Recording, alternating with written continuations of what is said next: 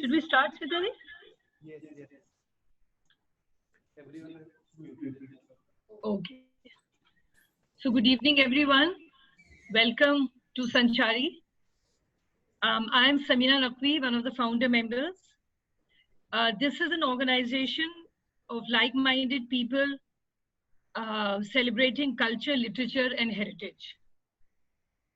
We organize book discussions, talks on various aspects of literary importance, talks on and other relevant issues. Sanchari started the Guava festival in this city to give the local fruit its due, organizes food festivals to revive forgotten foods and bring to the fore the authentic home recipes of various communities residing in the city.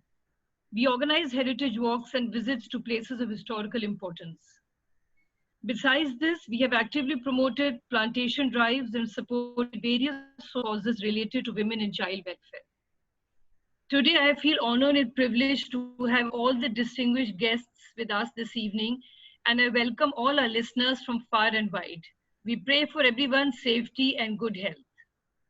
I extend a warm welcome to Mr. K.K. Daruwala, Mr. Raul Dagama, Mr. Manohar Shetty, Ms. Melanie Silgado, Ms. Menka Shivdasani, Ms. Anju Makhija, Mr. Suhit Kelkar, Ms. Nandini Verma, and our dear Professor Smita Agarwal, who has brought all of us together. Sanchari is delighted to be acquainted with everyone, and we hope to be guided and blessed by you in our endeavors of preserving and promoting literature. We celebrated Eunice de Souza's death anniversary in 2018.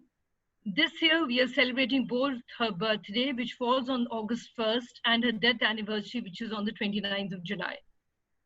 With the readings of her poetry by eminent citizens of Allahabad, students and teachers of the University of Allahabad, and some of Eunice de Souza's students now living in the city. Got to know more about her poetry through Smita Agarwal, which with compassion and sincerity brings center forth the lives of women in India. And here I would just like to read a few lines which have touched my heart and which kind of haunt me often.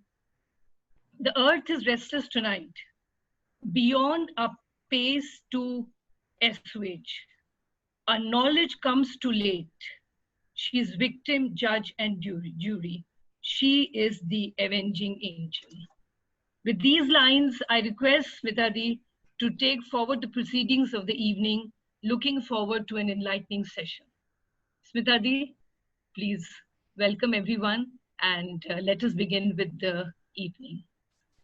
Thank you so much, Samina, and a very good evening to everyone, the participants, as well as people who have joined in, people who are fond of Eunice de Souza and her work, and who have joined it for this memorial meet.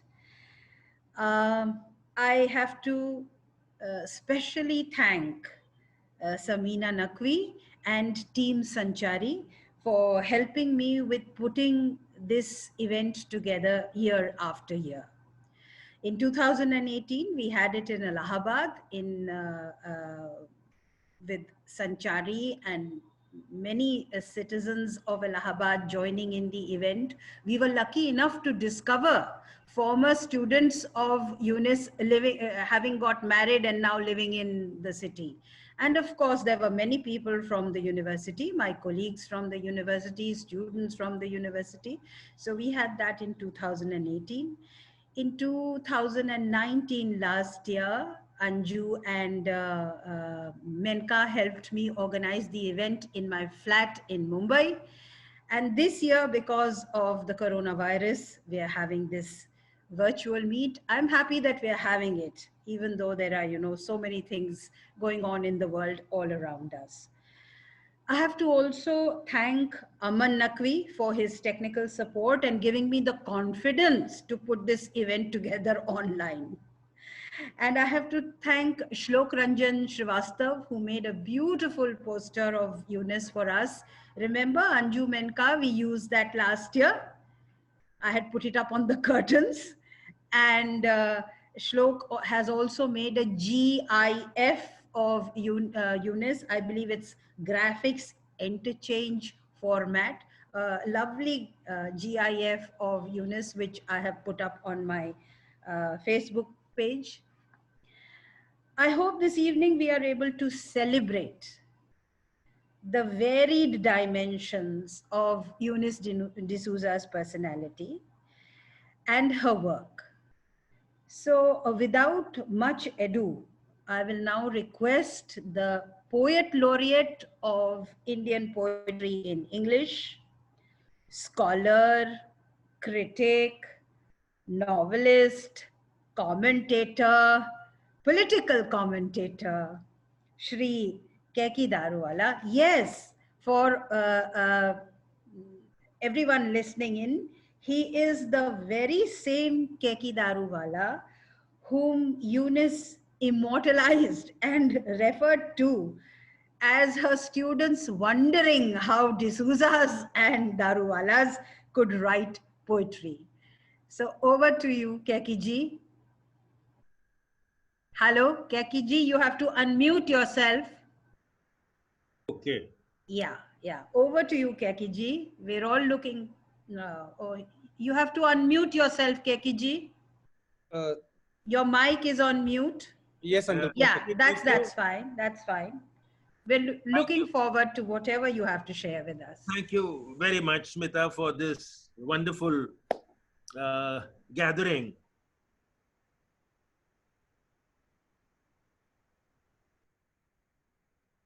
Never met.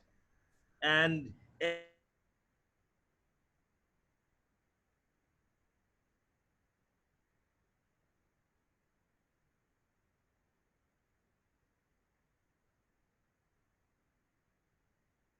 for the opinion, A.D. Gaurwala's, and if I may read it out,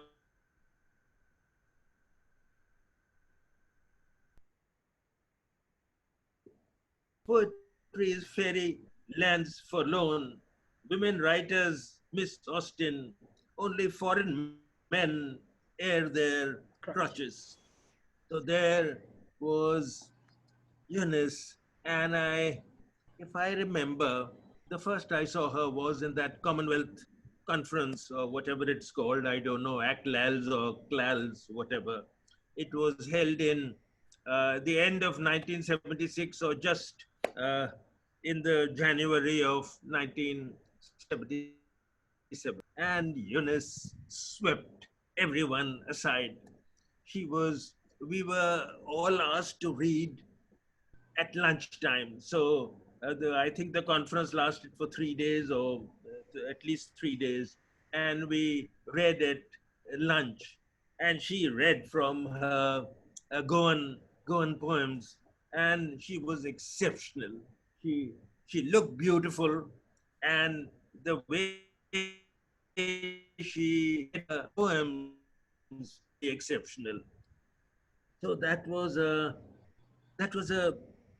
big occasion for her because her first book, Fix, came out at least 3 years later in 69.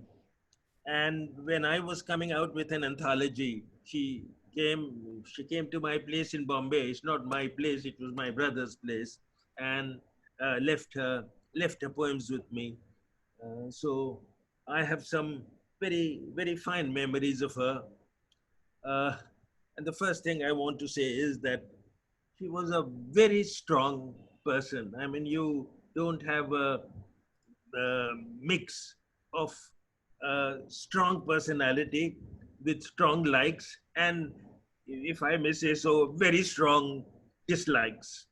I mean, she was as strong in her dislikes as she was in her likes, and she nothing could stop her from giving her views about anyone, and if she was right, I mean, uh, she never hesitated, never held herself back.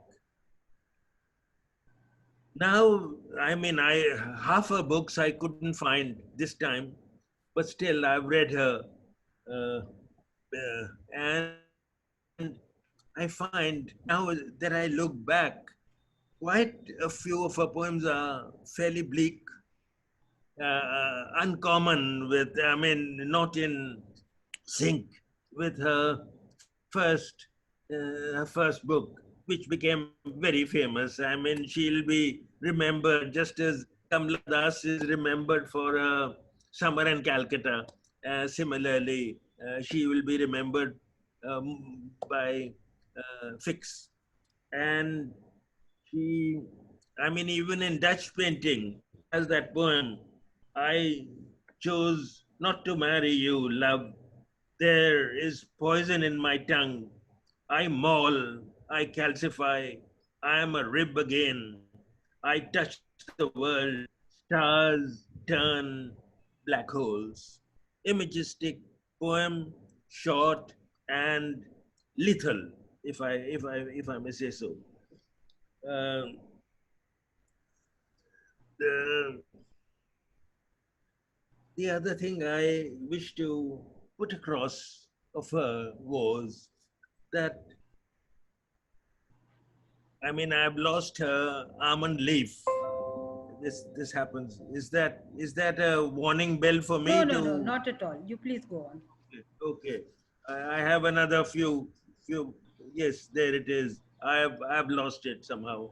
I'll get another copy. There's no problem.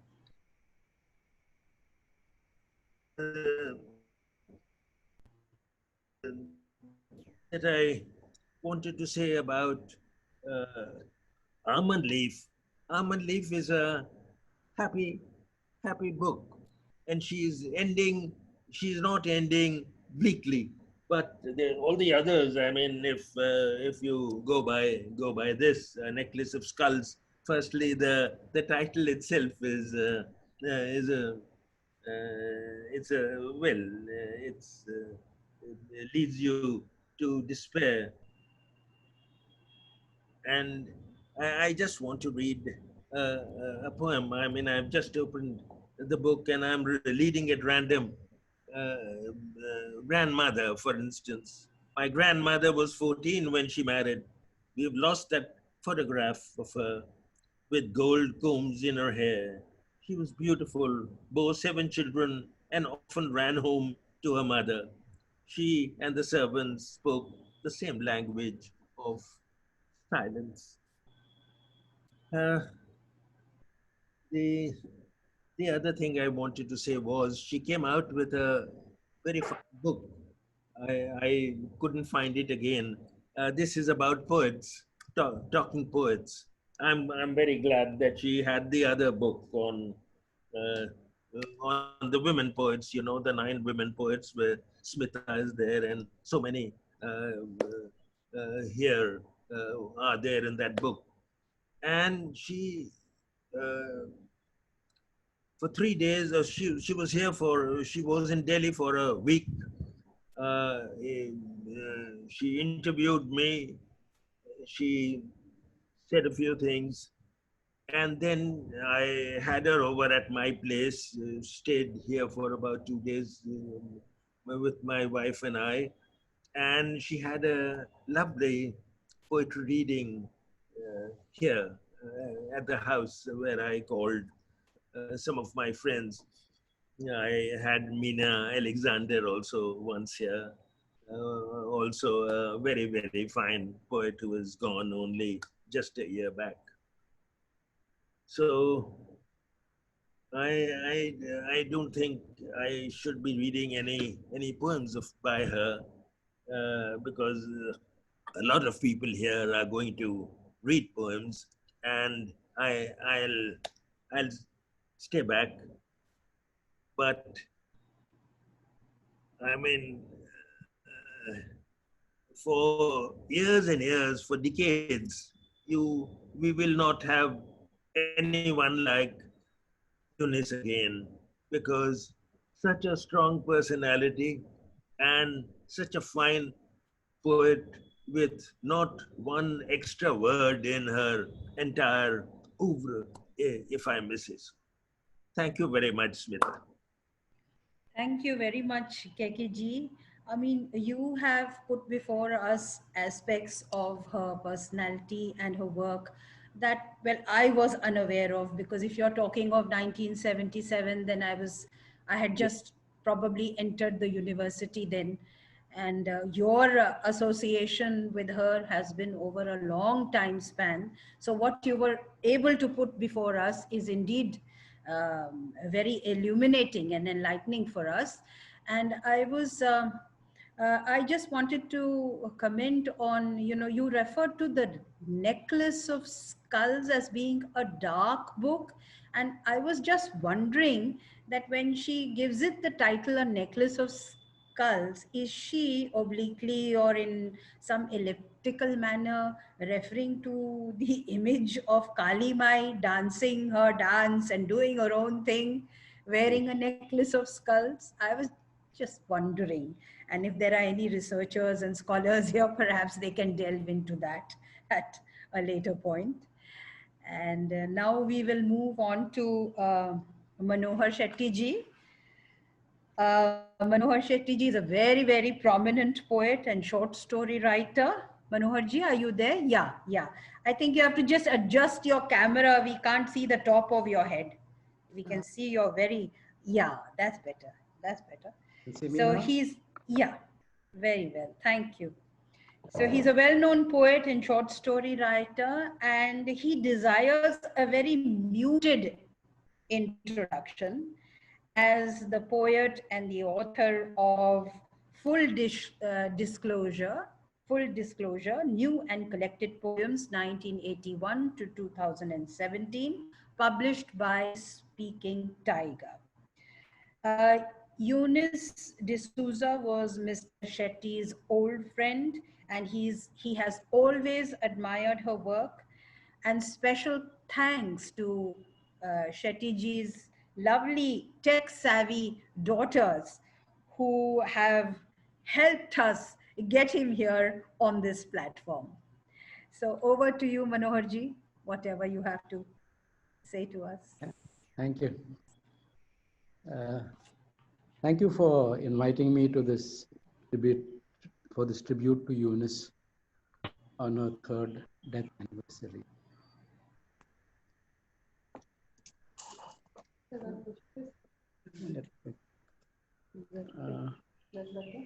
I'll go straight to the poetry itself before I say a few more words on my personal encounters with her. Eunice was the master of the terse, pithy, often witty poem. For her, words were precious. They were not to be wasted. I don't think she ever used a superfluous word in any of her poems.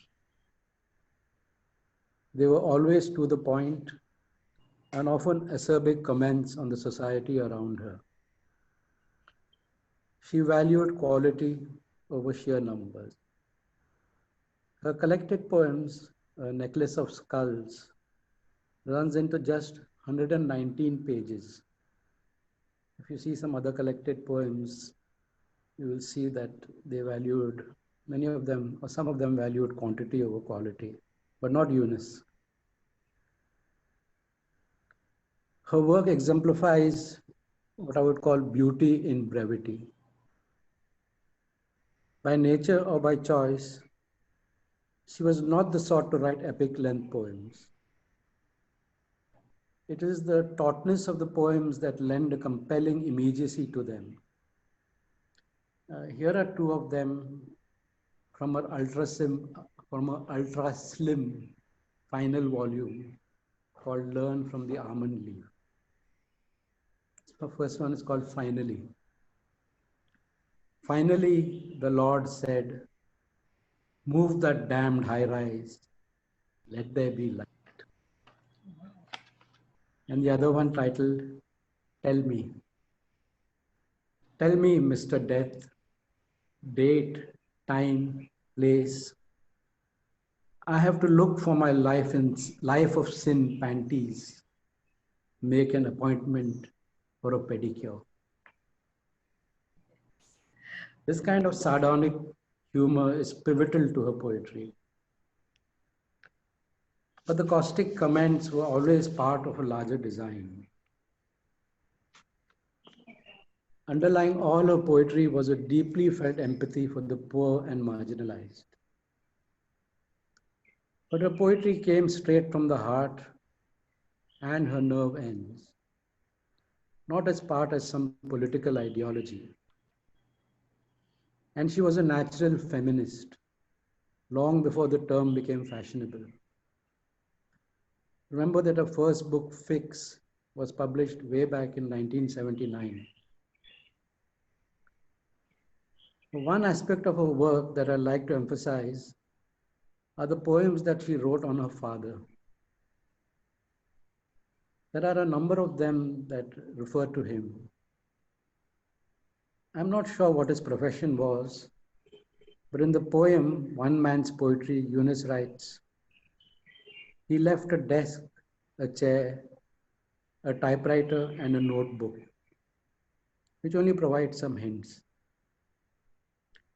What does come through is that he died when Eunice was very young, and that he passed away prematurely, which is quite evident from the title of the poem, For My Father, Dead Young.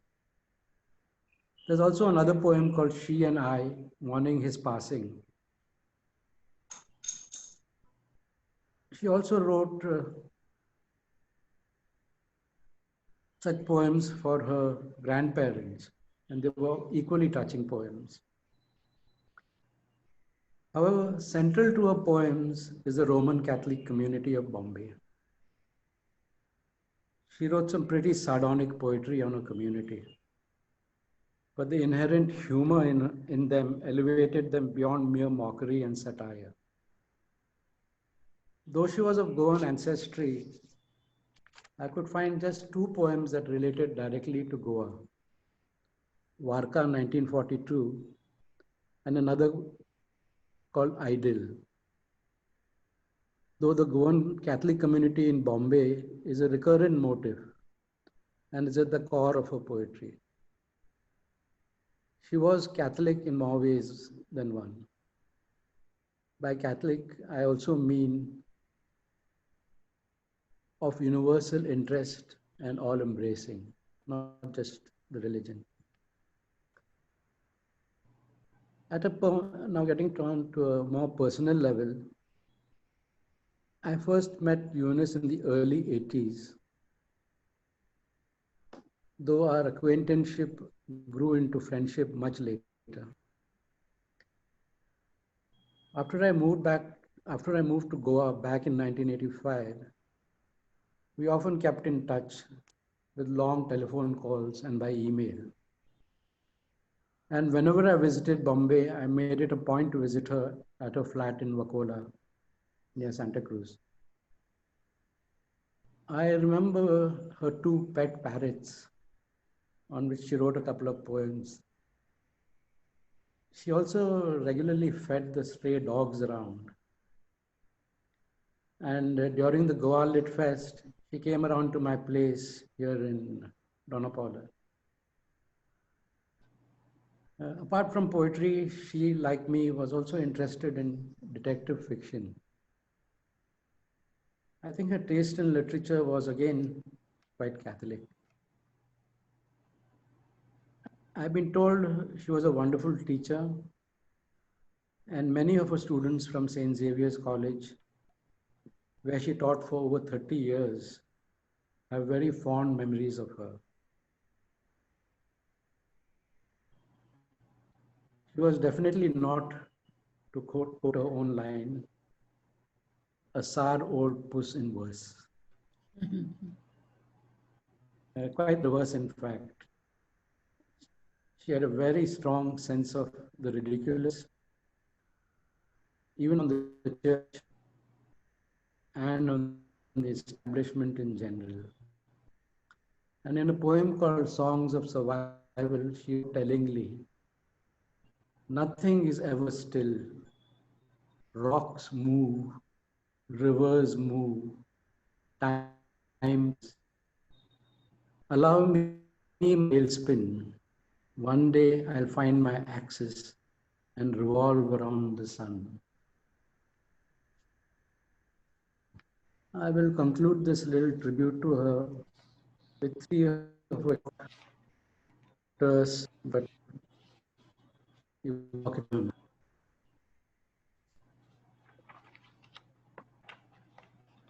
This comes necklace of skulls. By the way, I have all her books. Like Kiki, I have fics and I have other books. So do I. So I have both novellas. Conversation piece. My Portuguese bred colleague up a clay Shivalingam one day and said, "Is this an ashtray?" "No," said the salesman, "this is our God." And she actually wrote only 2 or 3 poems about Goa. And here's one which related directly to Goa. Here's one called Idle. When Goa was Goa, my grandfather says, the bandits came over the mountain to our village, only to splash in cool springs and visit Our Lady's chapel. Old ladies were safe among their bags of rice and chilies, unperturbed when souls restless in purgatory stoned roofs to ask for prayers.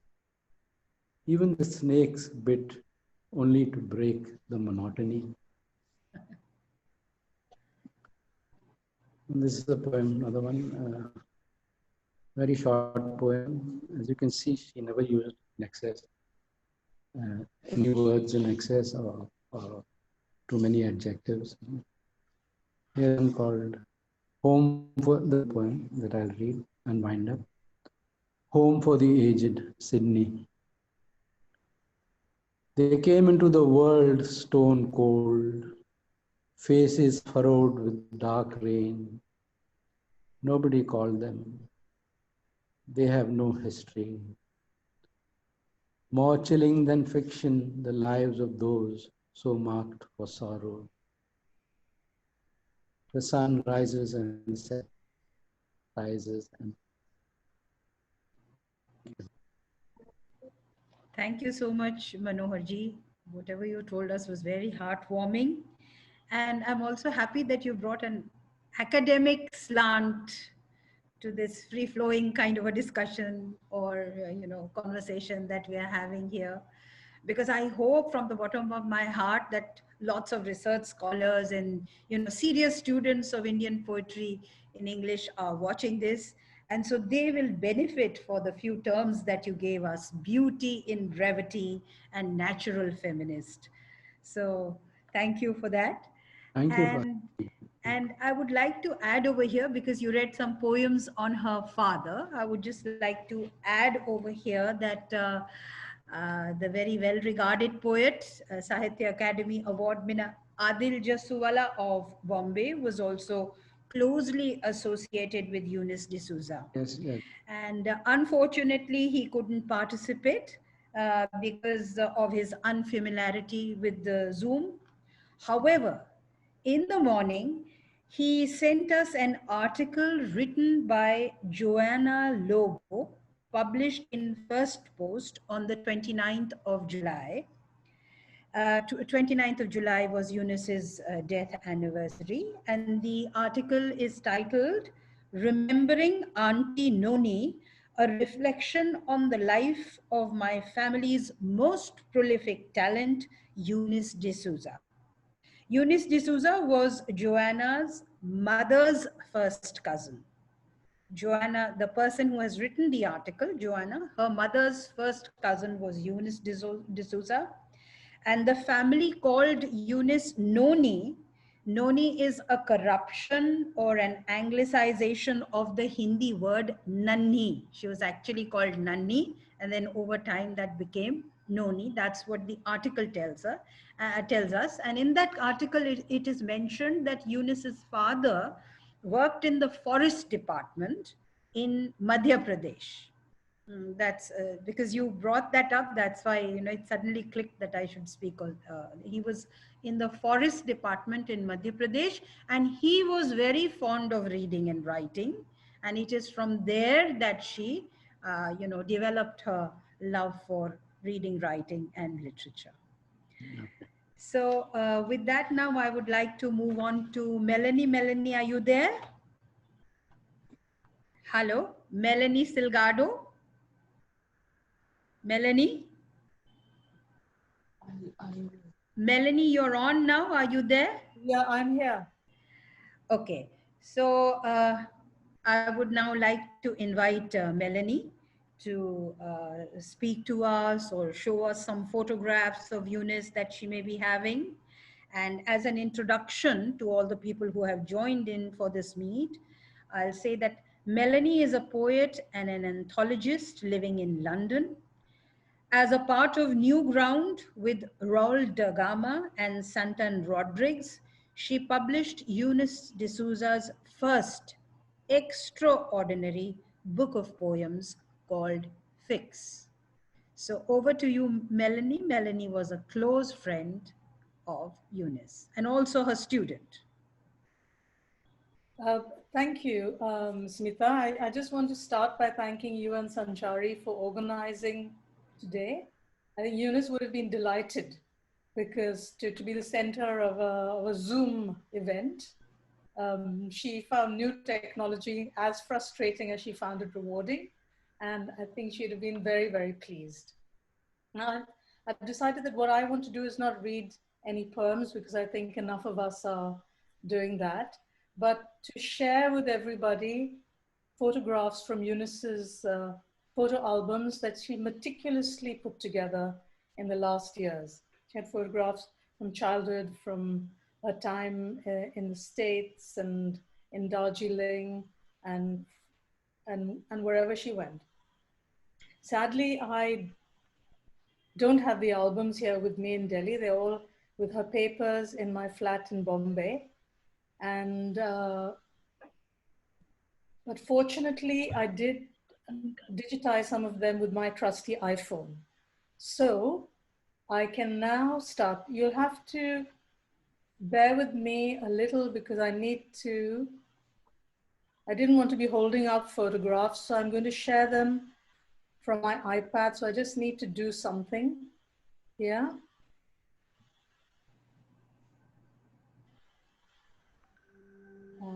And hopefully this will now work. And oh, yes, we can see. Okay, so what you see there is a photograph of Eunice baby. And I just wanted to start by reading an excerpt from a memoir that Eunice started writing in the months before she died. Sadly, she didn't get very far with it, but Eunice being Eunice, she starts at the beginning, and I'll just read a short extract. So here it goes. I was born on August 1st, 1940, at Sassoon Hospital in Pune, so I can claim to be a war babe. Certainly, members of my family were touched by the war. My father's eldest brother was in the army in North Africa, taken prisoner, but escaped. A letter from my father to the brother who escaped gives the first description of me available.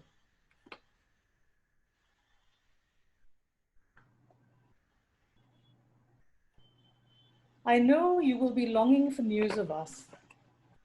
Well, we're still three. Eunice, the sole cricket on the hearth, she'll be 3 in August. Talks Hindi and English fluently and can pick out any letter of the alphabet, anytime, anywhere. And she can tell you D is for daddy and P is for parcel of sweets which her granny so often sent her. She is buxom too, and knowing to the extent of putting the pouts in the right places. Her voice is just filling up into a delightful treble. V, that's Eunice's mother, is also well. She finds herself with a lap full of work looking after Eunice. I am well too, though I had some trouble with malaria. The letter is dated 11th May, 1943. My father died of black water fever on August 9th of the same year, a few days after my 3rd birthday.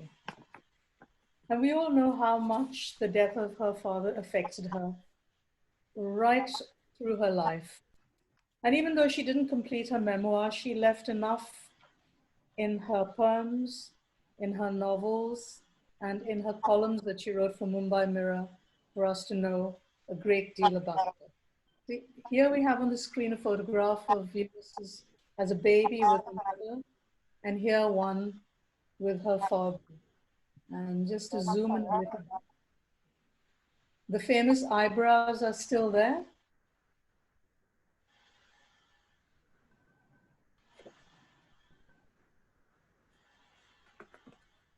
In the months before she died, Eunice had finally started working on this memoir that she didn't complete. And now we move on to a picture of the theatrical Eunice, which she always was. She loved posing for photographs all the way through. And you'll see that from ones that follow, she was an absolute natural. This is one of hers on the day of her first Holy Communion. And it was a photograph that amused her endlessly because she said it showed her disdain at an early age for any religious ritual.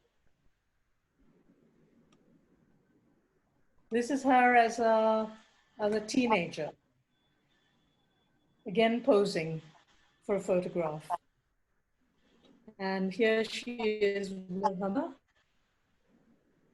Here is a young adult. Wow. This was obviously before her pre-sari days. And I don't think once she started wearing sari soon after that she ever wore a dress till her 70s, by which time she found the swathes of fabric of sari oppressive. Now we move on to Eunice in Milwaukee, in Wisconsin. I believe this is the house, Christmas 1961 or 62, in the house of the Steigerwalds where she lived. They hosted her stay there for the years that she was in Wisconsin, and she had a lifelong friendship with them that lasts till this day, with the daughters and the family. On her way back from the States, she stops at the great cities of Europe. Here she is at the Acropolis, soaking up culture, the Acropolis in Athens. Here's another one from there. And here too. On her return from studying in the States and her tour of Europe, I think she soon after went to Darjeeling to teach. I think that was her first experience as a teacher. She was there for 2 years, and there aren't very many pictures, photographs from this period. She returns and she goes to London for 2 years, which was a period that wasn't a very happy one in her life, and there are absolutely no photographs of this period. She returns from London in the late 1960s, and I think in the either 69 or 70, she gets a job at St. Xavier's College, where she worked teaching literature, which she loved, and changing all our lives, which we loved. So this is her with students, that's Sharda Dubey and Deepak Anand. Sharda is a well-known writer, Deepak a well-known art historian. This is me and Eunice in the quadrangle of Xavier's. This is Eunice at her Borivali flat. She moved in there, I think it must have been the late 1970s.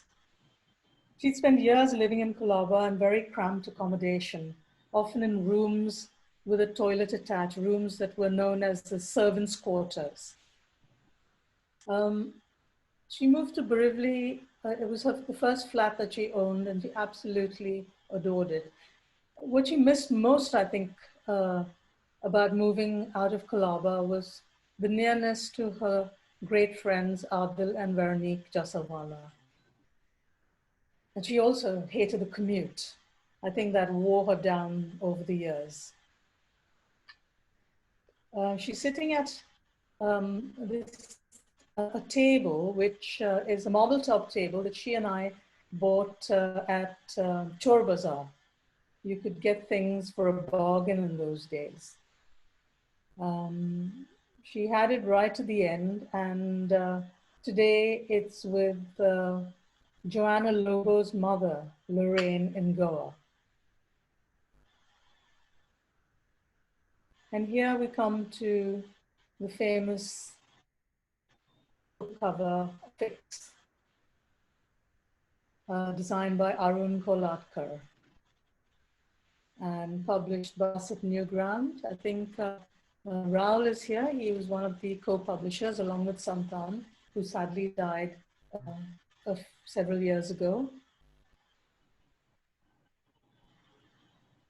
I went off to London in 1984, and after that time, Eunice became more involved in drama theatre at Xavier. She started a literary festival called Ithaca, and here she is starring with Tom Alter in the play based on T.S. Eliot and his turbulent relationship with his wife Vivian, called Tom and Viv.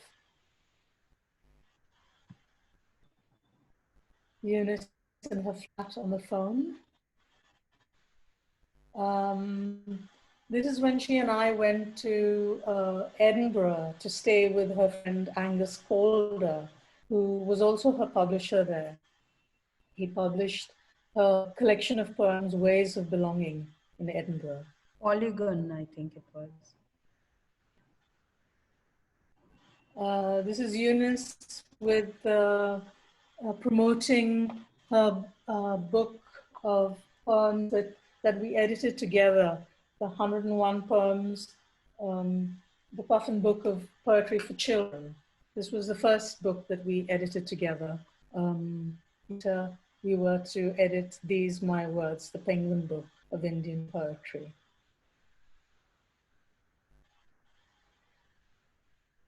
And to the later years, Eunice at 75, this is on her 75th birthday, with one of her beloved dogs. Again, with family and friends. A rare picture with Madhu Kaprath. He took the famous picture of Eunice with a parrot on her head. He's taken pictures of all our well-known poets. And you very, very rarely see a picture of him. Even when you Google him, a picture of him never comes up. So I wanted to share this. Eunice was extremely fond of him. Eunice at the launch of Learn from the Almond Leaf, which was produced in record time, 6 months from start to finish. There was a certain urgency with which she wanted to publish it. I think she felt the end was coming. It was published in 2016 and she died in 2017. And this is her with Geev Patel.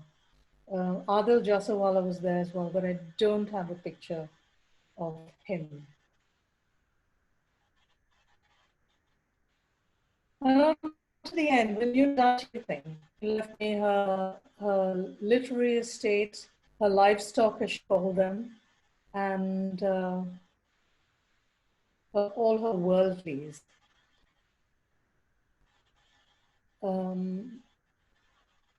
Doggy the dog, taken in by these two young journalists, Shohini and Dyuti, and later went to stay Fiza Shah's farm in Virar, a very, very lush place where he ended his life a few months later. Toto Parrot is happily rehomed with a lovely family who live in Mahim, and he continues to survive and do well. This is Doggy at Eunice's flat before she left. Eunice's books went to Xavier's, where they have a special place, and I'm absolutely delighted that they're there and that they can be read by students today and in the years to come.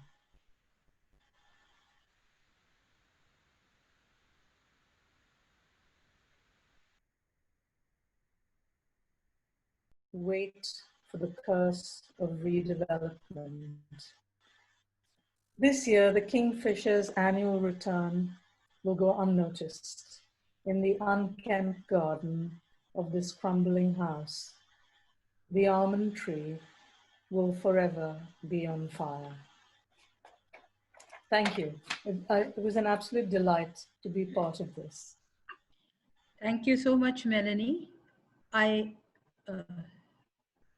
must mention here, can everybody hear me or is there something going on? Hello? Yes, yes, we can hear you. Yeah, I must mention here that Melanie has joined us from London. And that was very, very generous of her, sharing this archive brought you to life again in front of our eyes, right from babyhood to a young adult, stunning young woman of the graceful aging, what do we, dowager of the Western Ghats, something like that. Anyway, what I noticed was that the famous eyebrows and also the round face are very clearly evident right from her childhood photographs.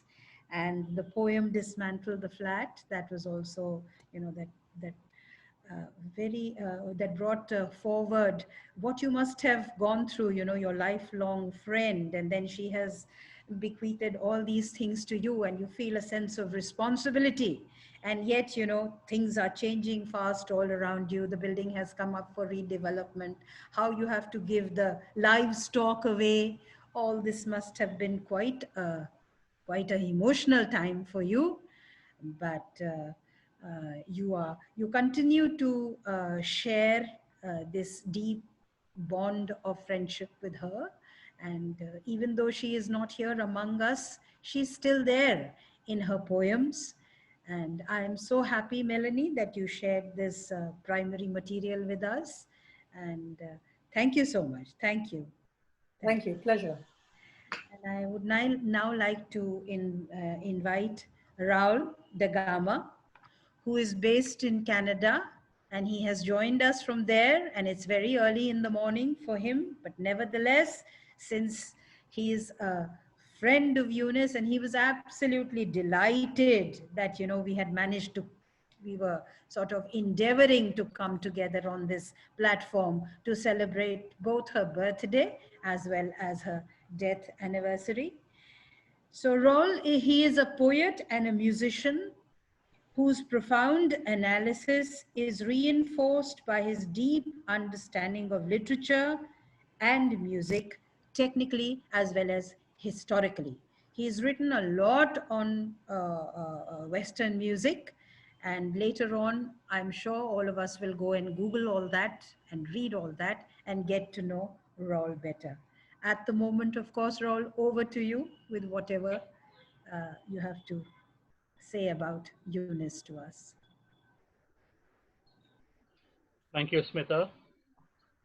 Thank you to Manika for putting me together with Smita. Thank you for the organization in Allahabad. I'm delighted to be here to talk about Eunice. I want to go back, first of all, to 1972. I was a terrified 15-year-old who had disappointed my parents by refusing to study science and choose instead to study English literature. I joined St. Xavier's College, and I believe it was on the first day in 1972, we had an English lecture, and my teacher was Eunice. That was the first introduction to her.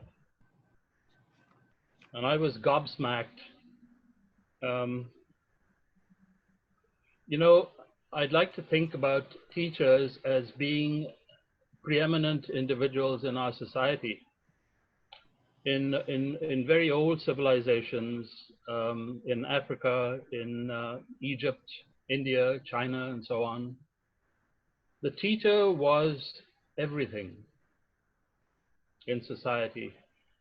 And today, of course, politicians are everything, but it's a sad thing for us to be beholden to politicians instead of beholden to teachers. But Eunice typified what a teacher should be and what a teacher was. She was a remarkable human being. I remember going to college as a dyed-in-the-wool romantic. The only poet I knew was Keats, and perhaps a little bit of Wordsworth and Shelley and so on. And one of the earliest lectures that we had with Eunice, she read lines from Gerald Manley Hopkins, and suddenly a new world was open to me. And not long after, it was John Milton. And I learned about the metaphysical poets in short order. And then I think what moved me most was a poem she read about Wilfred Owen about the First World War. And by that time, I was hooked, I was seduced, not only by the poems, but by the teacher who was teaching them to us. I knew then that I would like to do what the poets in Eunice's lectures were doing, namely to write poetry.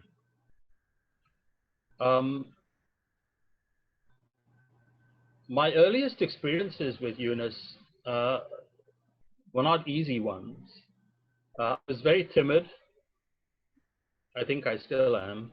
But at that time, I was really timid, and it was impossible for me to go up to her and ask her questions. I was petrified of her because she knew so much, and I knew so little. But I plucked up the courage sometime during my first year at St. Xavier's, went up to her, and we had a wonderful chat about English literature. I showed her some of the poems that I was writing. I realized they were embarrassing poems for me because they were naive, came from a place of childishness, and you know, I was not as well versed with verse. But Eunice was very encouraging, and I grew to like her immensely not long after that. And I remember sitting in the famous cafeteria of St. Xavier's College with Santan. I think that was 1974. And he looked up from what we were looking at. We were at that time part of the Kavi group of poets. And he looked up from some sheets of paper that he had in front of him, and I turned around and there was Melanie. And that was the start of New Ground. I know Adil and Geet Patel, Dilip Chitre, and Arun Kolatkar had just published their books, and Clearing House had come into being. We thought we were ready, Melanie, Santan, and myself. Santan, of course, had already published. And that's how our first volume of poems under the New Ground publishing banner came out. But what I loved very, very much was the fact that the second book that we published was Eunice's book. And I thank Melanie for showing us that cover, with Eunice and Christians among us will know the reference of the X on her forehead, which was called the mark of Cain in Scripture. And I think it has very strong significance in the kind of poetry that Eunice wrote.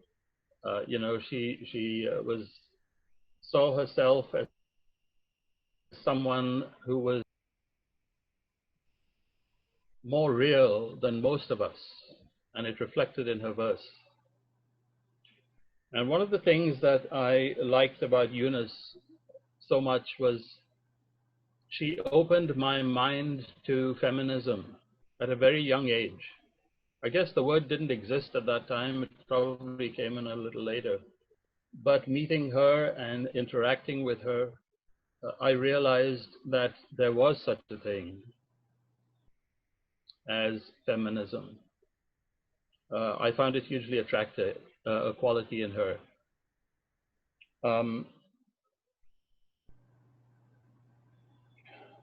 I was heartbroken when I heard that she passed away. I had not been in touch with her for many, many years, but I was in touch with her through her poetry. Later, and although she lives on for me in her verse, I miss her a lot. I miss her because I still have questions about poetry and life and craftsmanship, how to make a poem better. And apart from her and Adil, I can't think of better teachers that I ever had in the years that I studied and the years that I continue to learn, which is why I miss Eunice a lot. I was delighted to see the article that Adil sent you, Smita, written by Eunice's niece. It was heartening for me for many reasons to go back to Eunice's life. And it was also heartening for me to find out that she and I share the same village in Goa. Shortly after Eunice passed away, I thought about her a lot, and I felt I had to memorialize her in verse. It was not as much of a struggle as I thought it would be, because Eunice struck me as being, even though she is from India, from Goa and so on, she struck me as being a character, a classical character. And by that I mean a character that relates to any civilization anywhere. She had that universal quality about her. So I started to think about her as a mythological person. And then came the inspiration for what I'm going to read right now. It's called A Sonnet for Eunice.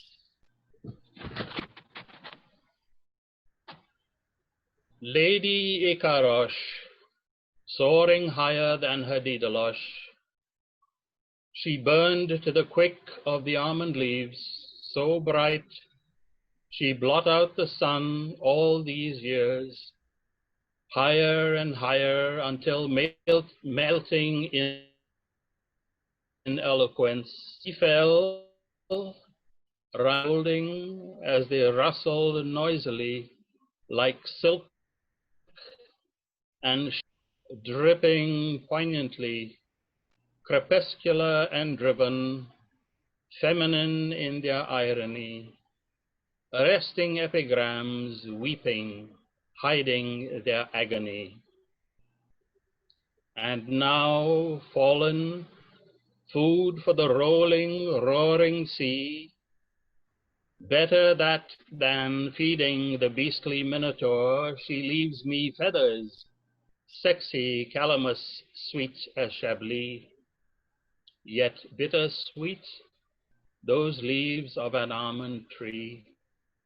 Leaves, lines, and rhymes seek her to please alone, whom if he please, Eunice, I care for other none.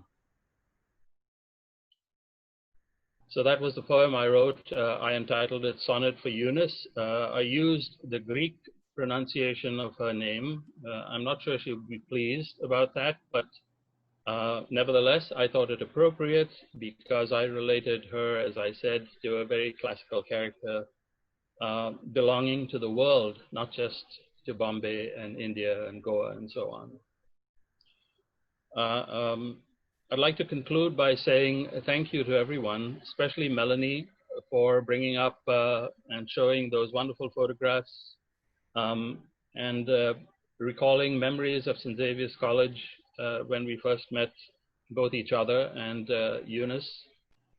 And very fortunate that she became not only our teacher, but our friend. Thank you very much, Smitha. I yield back to you. Thank you so much, Raul. I know that you're pretty busy and you have to rush for another meeting. Thank you so much for making the time to be with us and, illuminating for us that facet of Eunice as a teacher and what, she meant for those students with whom she developed a certain kind of a rapport. And the sonnet was beautiful, especially melting in eloquence. That is going to stay with me for a long while. Melting in eloquence is startling in its authenticity as a turn of phrase. So thank you very much, Raul. And thank you, Menika, for putting me in touch with him because this has indeed, added so much of value to this memorial meet. Thank you so much, Rob. Thank you. You're welcome. Now I will move on to Anju Makhija. Anju is a Sahitya Academy award-winning poet, playwright, and translator. She has been a great help last year as well as this year in suggesting the names of individuals who would be keen to participate in this memorial meet. And Anju, of course, is also being helped by her lovely daughter coming online. So Anju, over to you. Thank you so much. Well, I'm sort of in a bit of a dream state in another world. And I didn't, there are all some close friends of Eunice here. And I must admit, I'm neither her student nor a friend, but perhaps just an admirer. And my first encounter with Eunice was at a seminar at Xavier's. And I gave her my first book of poems, View from the Web. And she glanced through it and kept it. I said, okay, when we met somewhere else, you know which poem I liked? So I said, which one? And she said, you know that child who says, I have a hole in the bum? So I could see that she liked simple poems that I think a critic has put it well. She never liked to talk about philosophy per se, but she would create that experience through simple words. I was just reading what some critics have said. And she'd create an in-depth experience through those words that were very simple. So all I said was, thank you, Eunice. And in that brief encounter, I knew the kind of poetry I would encounter if I did read her. And so today I thought it appropriate to focus on poetry about her growing years. Now, some of these poems dwell on the injustice of childhood. And I couldn't get that many poems, though I asked people and I Googled. And finally, I found a few. Some of them are quite unknown and some are known. I too have to thank Menka for helping me find some. Since we've spoken so much about her father, Eunice's father, I think I'd like to start with this poem, For My Father, Dead Young. I hold the child up in delight. The revolving fan cuts her through. It's a dream. I am you. I heard you fumble in the dark, woke on wet beds, knifing marshes. I am you. You're the cold wind, the grey mist, the black dawn, the grinding skull. I am you. And the next poem is about her mother. So I don't know if she wrote these together or some years apart. I really don't know that, and that would require some research. Maybe Melanie can tell us if she did. But this says, forgive me, mother. Forgive me, mother, that I left you, a lifelong widow, old, alone. It was kill or die, and you got me anyway. The blood congeals at a lover's touch. The guts dissolve into shit. I was never young. Now I am old, alone. In dreams, I hack you. I think Melanie spoke earlier about her interest in theatre and dramatic speech. Since I have also the similar interests, I thought I would read a poem which, which highlights her dramatic speech. And as some critic put it aptly, she said that Eunice had mastered the spoken idiom of English. And that's why she's considered such a good or great poet, whatever she mentioned. This one is called Sweet 16. Some of you may be familiar with it. Well, you can't say they didn't try. Mamas never mentioned menses.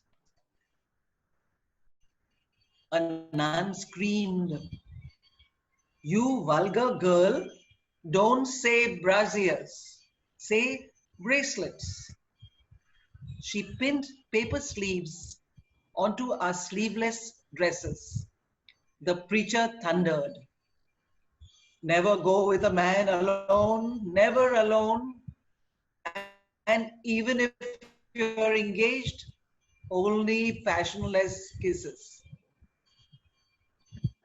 At 16, Phoebe asked me, at 16, Phoebe asked me, "Can it happen when you're in a dance hall? I mean, you know what? Getting preggers and all that. Getting preggers and all that when you're dancing." I, 16, assured her you could. So we see the sense of humor, the Catholic feelings that were spoken about earlier. They're all there in this poem. And this is another well-known poem of hers, which I'm sure many of you may be familiar with. Again, it's about, in a way, about being a girl, the youth part of it. Okay, she dreamt of descending, curving staircases, ivory fans aflutter, of children in sailor suits and organza dresses, till the dream rotted her innards. But no one knew. Innards weren't permitted in her time. Shaking her grey ringlets, "My girl, I can't even go to church. You know, I unsettled the priests. I unsettled the priests so completely. Only yesterday, that handsome Father Hans was saying, Miss Louise, I feel an arrow through my heart. But no one will believe me if I tell them. It's always been the same. They'll say, yes, Louisa, we know professors. Professors love you in their youth, judges in your prime. So I think that is my 10 minutes. Yeah. And since we're running out of time, Yes. thank you, everybody. Thank you very much, Anju. I think it was very, hello. Thank you very much, Anju. Yeah.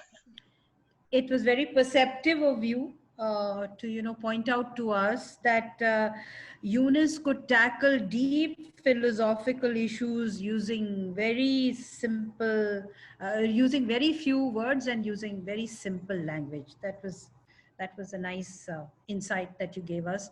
And I have to do so much of jabbering these days on all sorts of webinars. So I can't remember where I said this, but somewhere I did say this a few days ago, that, Eunice's poetry is talking about the brevity of Eunice's poetry. I was saying somewhere that it's like Gagar mein Sagar. In Hindi, we say, whenever we want to say that, deep philosophical truths have been mentioned or put together with great clarity, we use the phrase Gagar mein Sagar. So I had just said this somewhere.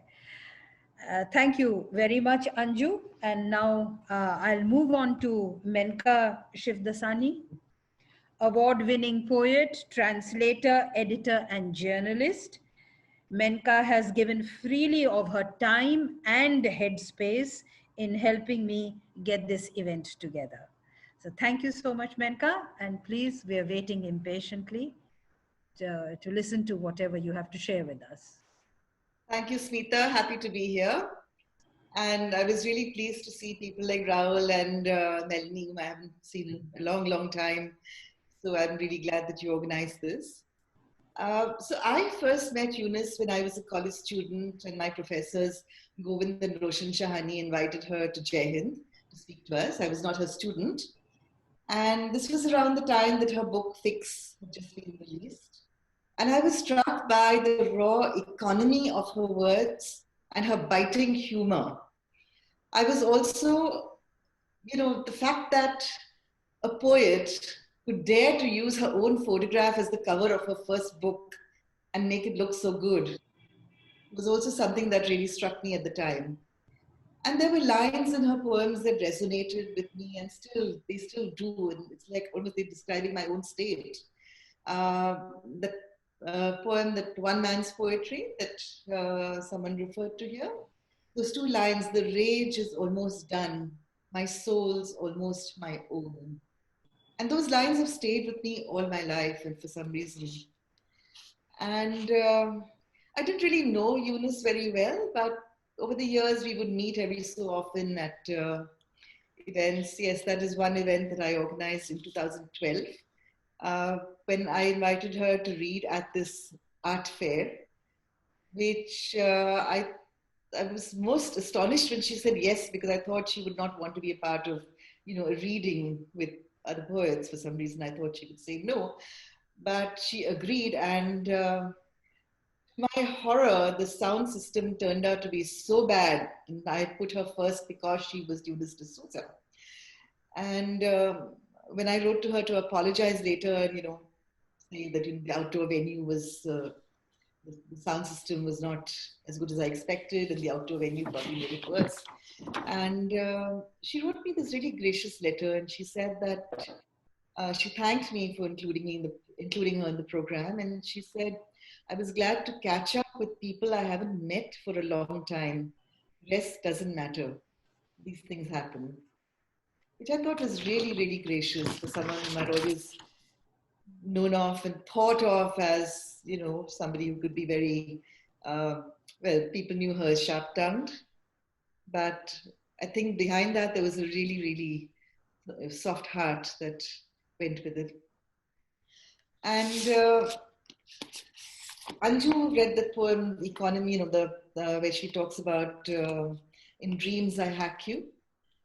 So I remember seeing a television interview with her where she talks about that poem, and she says that even with that short poem, she cut the last few lines, the last few words, which were, in dreams I hack you, skin and bone. Mm. And skin and bone is not in the poem anywhere, in the published versions. In 2010, Sahitya Akademi brought out this book. I think you're seeing it wrong. I don't know. No, that's okay. Yeah. So this was based on a seminar that was conducted 10 years earlier in 1999. She made a very important point. She was most reluctant to do that interview, I remember, because I remember her saying, "Oh dear, it's my turn now." And she went up on the stage. And she said something that I think is a very important message to young poets today. Because there is so much writing happening and so much publishing happening, and there's not enough of, you know, refining and not enough of working on the poetry very often, thanks to social media. And I'd just like to read this one little paragraph before I go on to reading two poems, if time allows.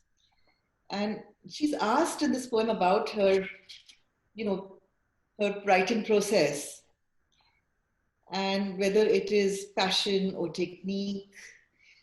And she says it always has to be both. It has to be a feeling remembered and recreated and disciplined very stringently. I think one has to be very self-critical. Everyone has this experience. You write something, keep it for a week, a month, 6 months. Then you are quite horrified. I think one has to do that. It's a mistake to try to publish too fast. Our environment is not critical. Somebody publishes 2 poems and calls himself a poet. And this does a disservice. I'd like to read 2 poems from Fix. Sorry.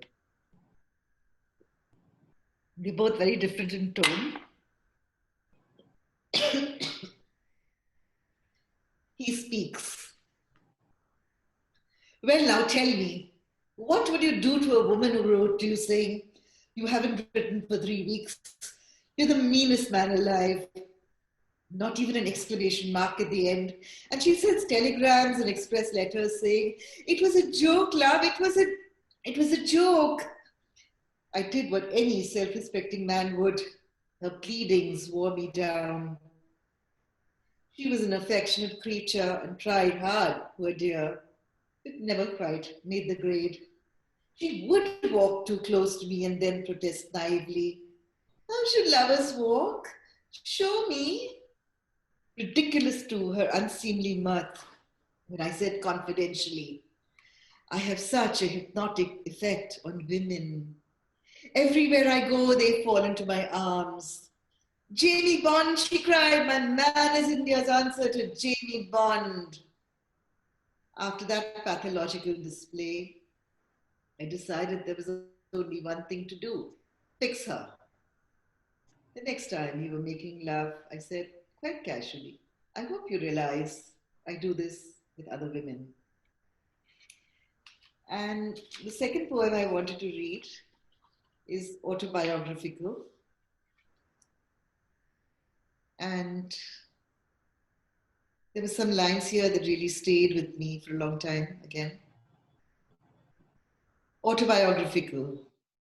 Right, now here it comes. I killed my father when I was 3. I have muddled through several affairs and always come out badly. I've learned almost nothing from experience. I head for the abyss with monotonous regularity. My enemies say I'm a critic because really I'm writhing with envy and anyway need to get married. My friends say I'm not entirely without talent.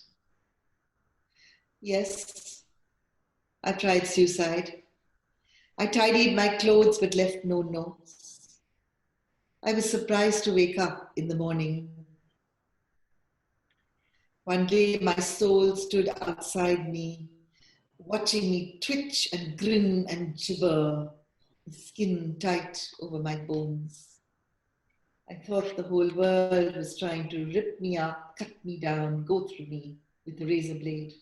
Then I discovered a cliche. That's what I wanted to do to the world. I think I'll stop here because we are running out of time. So thank you, Menka. It was nice that you brought up this,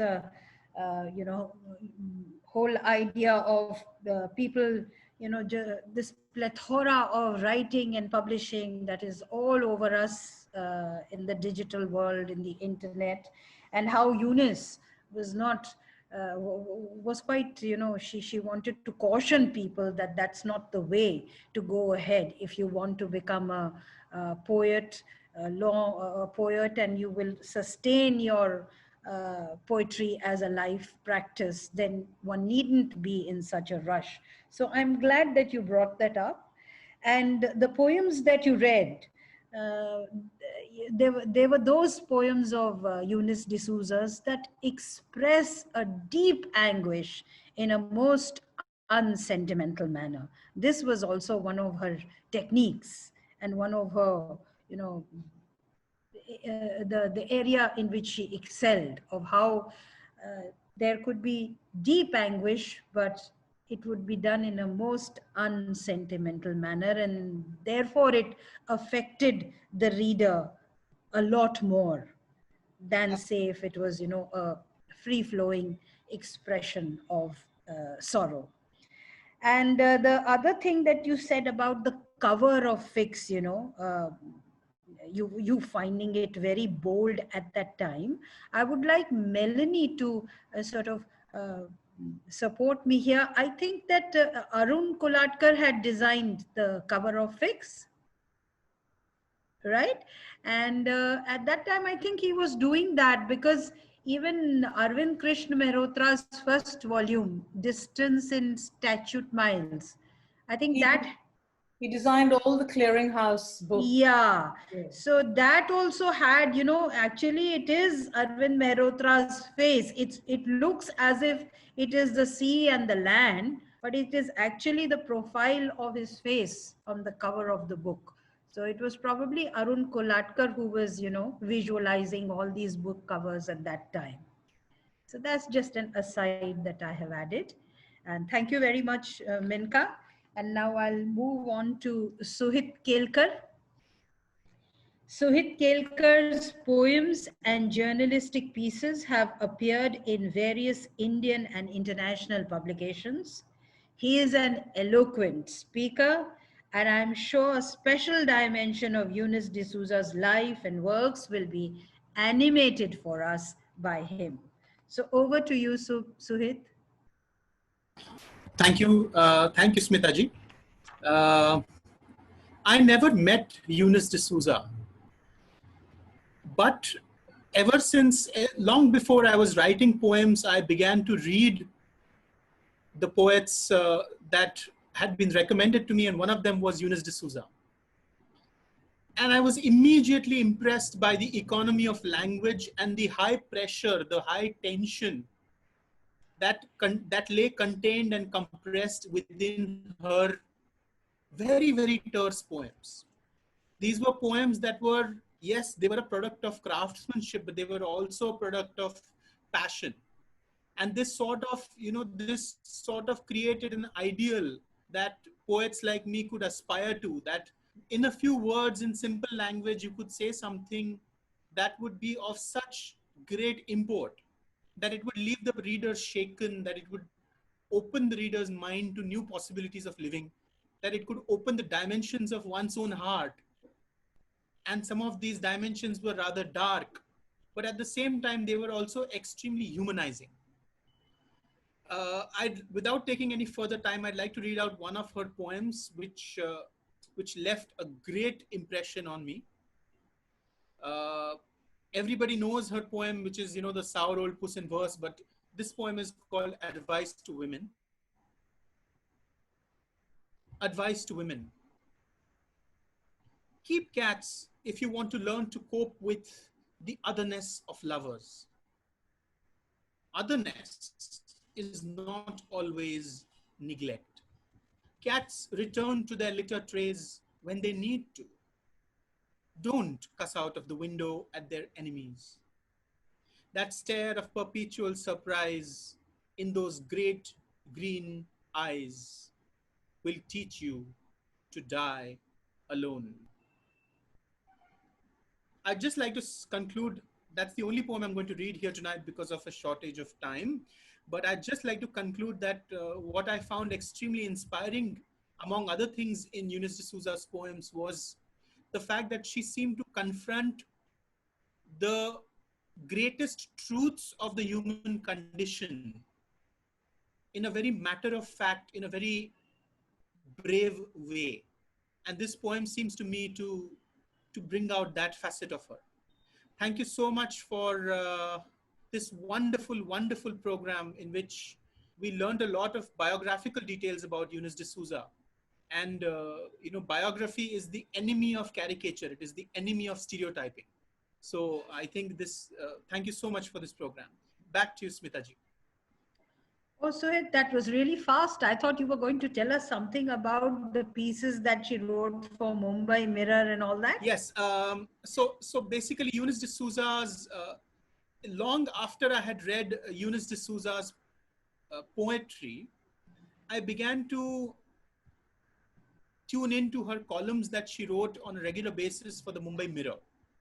And she wrote them for a number of years.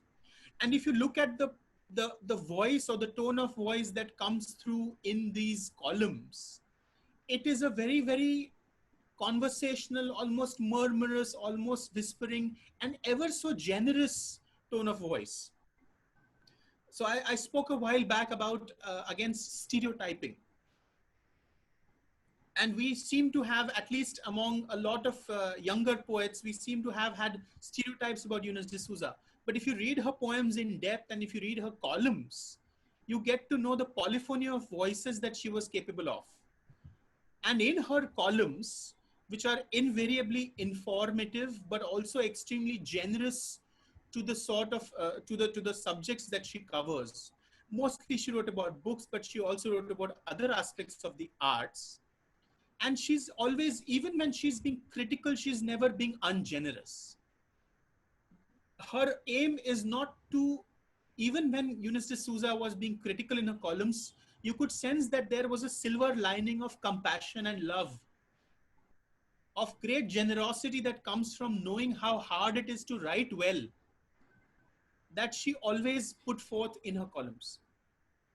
And another thing that I noticed about her columns was, again, the extremely non-flowery nature of her language.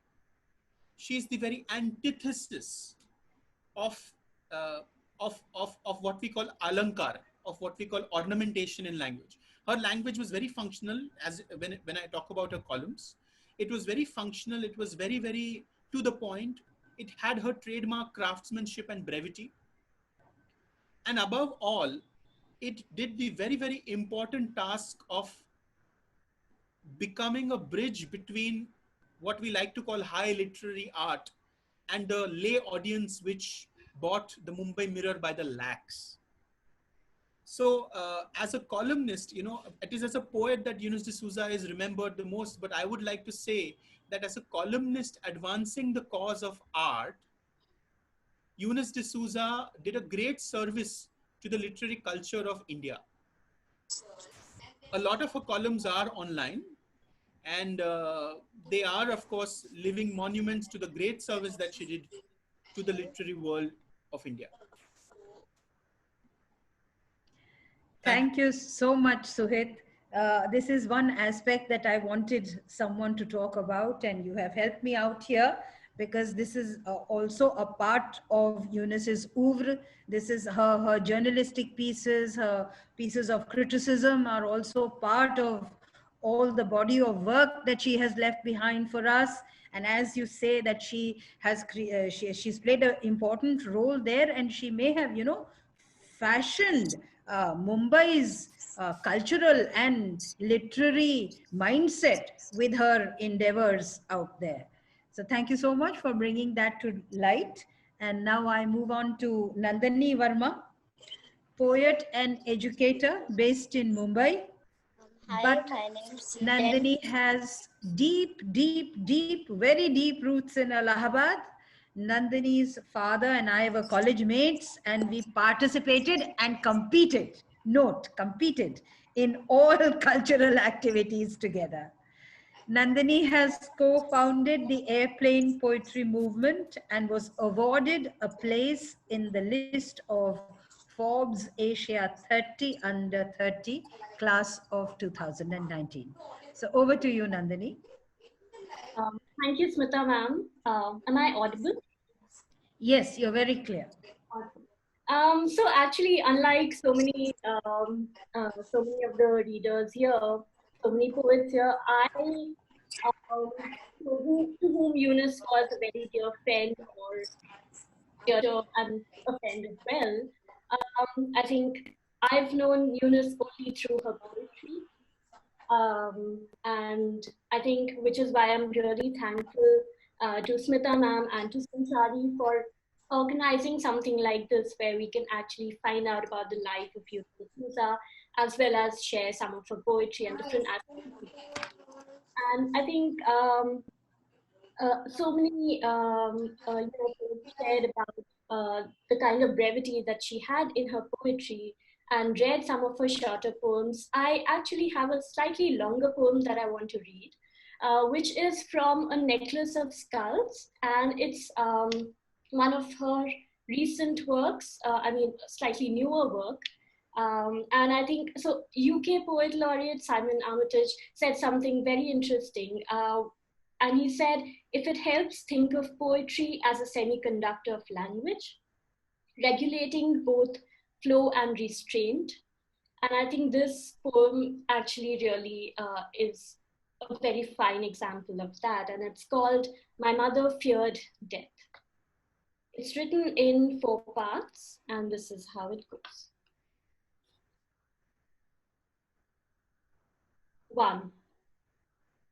My mother feared death, hated black, doors, grills, locks that would not open, coffins, crematoriums, no way to treat a lady. 2. Monsoon burials are a problem. Coffins float up, mourners slither and slide on mounds of muck. Habits die hard. I'll phone her, give her the details, I think, as I look at her with her eyes closed and her mouth sealed with cotton. 3. My neighbor wants to know what's to happen to my dead aunt's clothes. So many of them new, her gold. Who gets the pickings? What color was the coffin? Death was not fastidious either. It wrenched the intestines, riveted her eyes, locked her fingers over borrowed beads. No, life's not cheap here, just unsubtle. 4. Alive or dead, mothers are troubling. Mine came back and said, I'm lonely. Left the windows open and the lights on. She was buried in blue. It remained. Nothing else did. Handed back to us in a plastic bag, her bones are forced into a niche. I'm lonely, she says. I dream of her. It has to do. That is one of my favorite Eunice D'Souza poems from A Necklace of Skulls.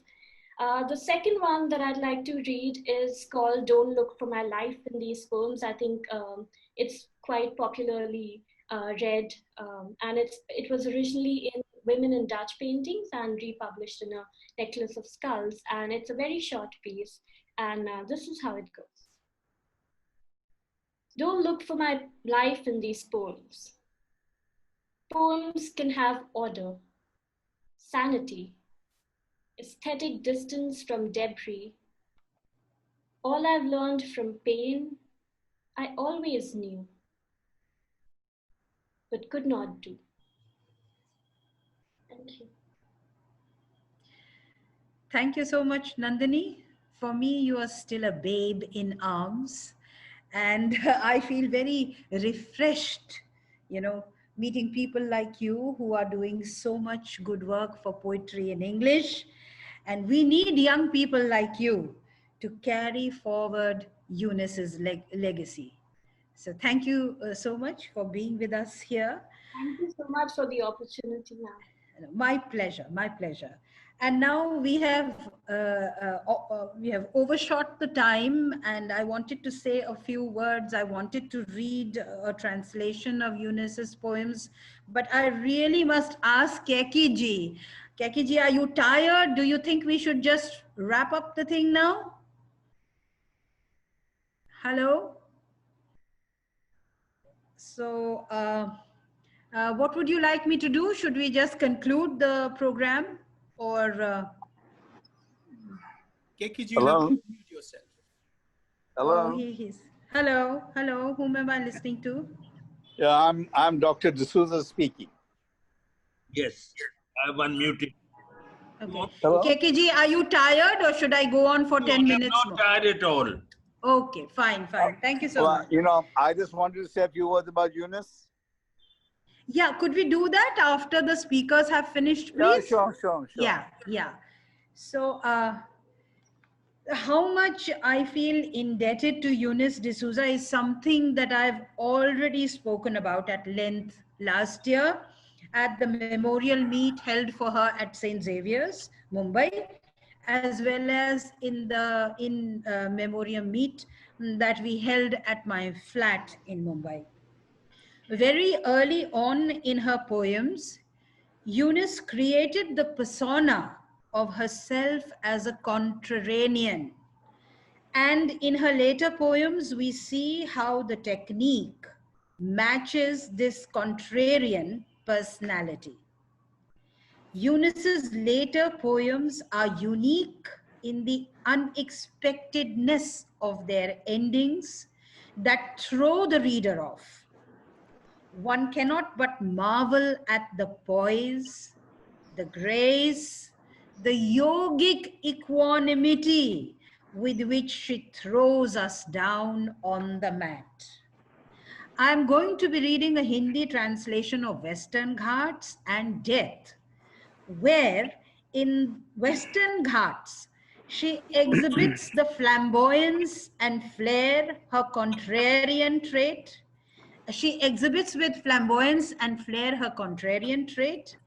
And in Death, she stuns the readers by her double leg takedown. So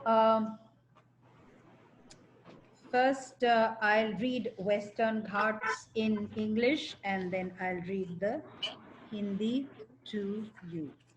So in English, Western Ghats. Somebody's mic is on and there is traffic noise coming in. Aman, just see that. Fling my ashes in the Western Ghats. They've always seemed like home. Fling my ashes in the Western Ghats. They've always seemed like home. May the leopards develop a taste for poetry. The crows and kites learn to modulate their voices. May there be mist and waterfalls, grass and flowers in the wrong season. Typical Eunice. And now the Hindi. Pashchimi Ghat. फेंक देना मेरी अस्थियां पश्चिमी घाट में, फेंक देना मेरी अस्थियां पश्चिमी घाट में, वो हमेशा घर जैसे ही लगे हैं। ऐसा हो कि लग जाए तेंदुओं को कविता का स्वाद, ऐसा हो कि लग जाए तेंदुओं को कविता का स्वाद, कव्वे और चील सीख लें वाणी का उतार चढ़ाव। ऐसा हो कि वहां हो धुंध और झरने, घास और फूल बेमौसम. So that was Western Ghats, and now another short poem, Death. Death. Under the dusty mango tree, ceremonial shaving of heads. Under the dusty mango tree, ceremonial shaving of heads. The newly bald make fun of each other. The newly dead is an unknown quantity, urged on by the tuneless singing of the women and men in white standing their ground. Now the Hindi.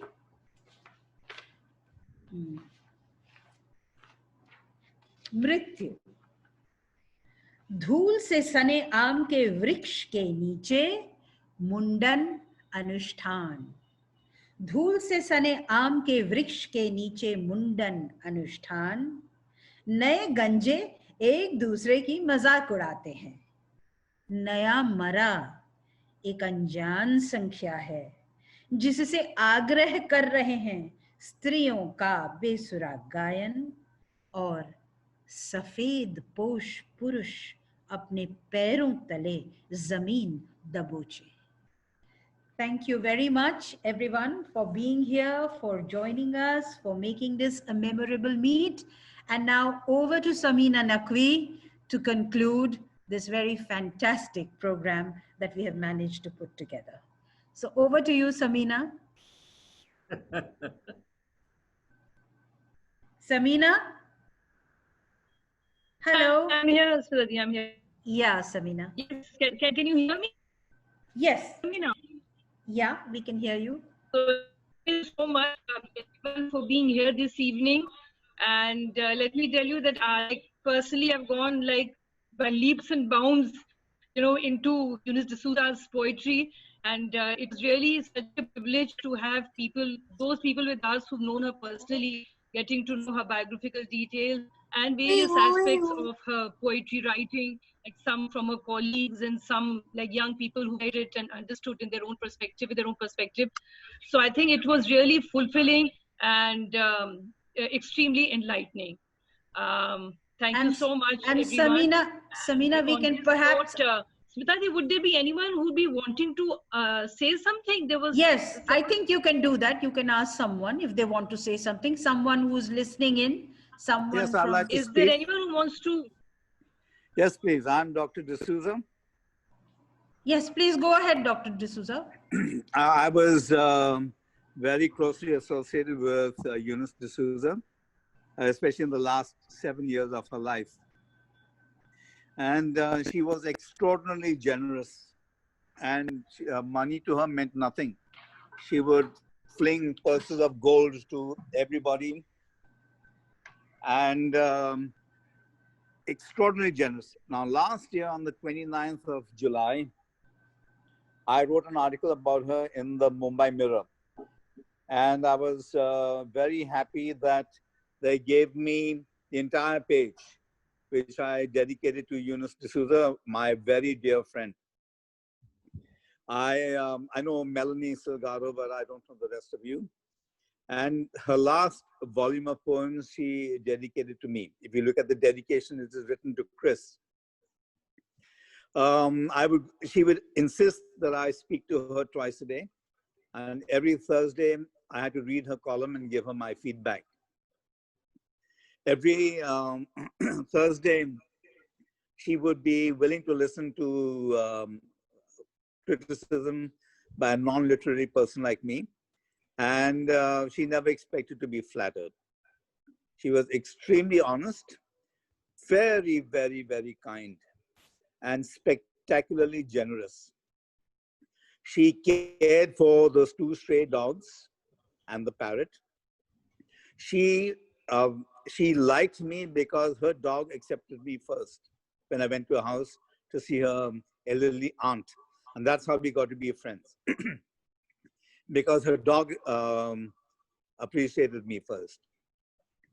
I wrote the article in the Mumbai Mirror last year because I found that there was a lot of hysteria surrounding her death by all the students. So I felt as a medical person, I could possibly put things in perspective by writing in a manner that would really do her justice for the immense stature that she had. All of you know her as a poetess and as an author, as a literary expert, but I got to know her as a person. And what I saw, I really respected and admired. That's why I've taken the effort to be on this group, to listen to all your tributes, which are absolutely wonderful. I know that her ashes were placed in the Western Ghats, which she loved so much. But for her, the thing of beauty was a thing that was heartbreakingly beautiful. She introduced me to a lot of literature and her critiques and her criticism. I myself have written several short stories. I was very unsuccessful in getting them published. But she, under her guidance, I managed to get 3 awards in the US for the short stories that I wrote. She was an extraordinarily generous person in her time and her money, and absolutely unselfish. But she was a unique person, and she had a strong likes and dislikes, very obvious. All I have to say is that I know that she is participating in this Zoom webinar. She's probably laughing. She had a rusty laugh, and must be loving all of you for having loved her so much. Thank you for allowing me to speak. Thank you so much, Dr. D'Souza. This is such a wonderful, wonderful, wonderful surprise gift. It is a boon for this event that you joined us. And we would have really missed out on a lot if you hadn't, taken so much time. I don't know how you found out, from where you got to know that we were having this, but it's wonderful that you could come. And I remember reading your Mumbai Mirror piece, because last year at this time I was in Mumbai. So I remember reading that, and you had written that very well. And I'm surprised that you say that your stories didn't do well in India, because you do have a flair for writing. Anyway, for speaking from the heart as far as Eunice is concerned, and bringing out her extraordinary qualities of her generosity and her complete disdain for money, thank you so much. Thank you so much for taking the time and making the effort for being with us.